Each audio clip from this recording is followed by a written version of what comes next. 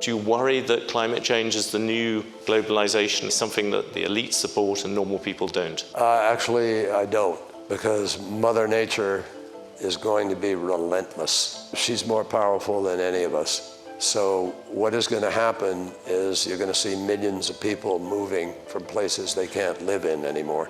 The question is, can we manage the potential of a certain amount of chaos that will come if we don't do it? That's why, again, I think this moment is so critical.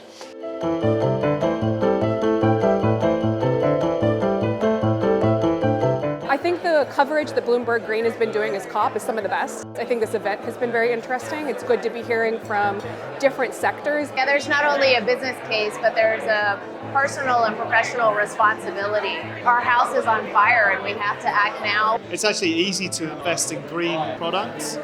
The hard thing is to invest in something that's brown and turn it green. And that's actually what we need. But you need the fuel of cash and investment to make this change happen. So we think that there are three sort of existential challenges in the world: climate change, the loss and destruction of nature, and growing inequality. And none of these are good for our business and are all very difficult to solve. So I've been delighted to see the representation of business here in Glasgow. This year, you've worked with mayors from around the world to establish the Global Mayors Task Force on Climate and Migration.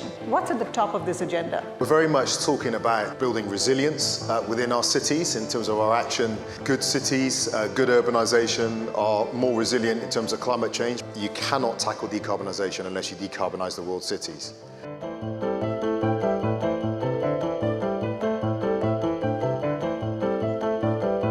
Another question from the audience is about the very compelling youth activist Daisy, kind of is like one of the central characters in your film. Her concern about having children and not being able to safeguard their future. Yeah, I fell in love with Daisy before I met her, but how heartbreaking is it seeing a 17-year-old saying, I'm not sure if I should have children because of what we've done. I think something that's been really difficult is advocating for funding and resources for environmental justice-based work, Black, Indigenous, and people of color. We're working with less than 1% of all of the funding that goes to environmental work to advocate for the survival of our people and the planet at the same time.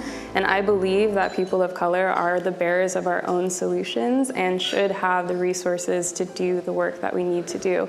Final thoughts to government leaders, corporate leaders that are embarking on this, setting their agenda? I think most importantly is that we have to be on a united front. We cannot have different countries have different objective. The agenda should be the same. The pathway may be different, but the agenda, the goal has to be the same.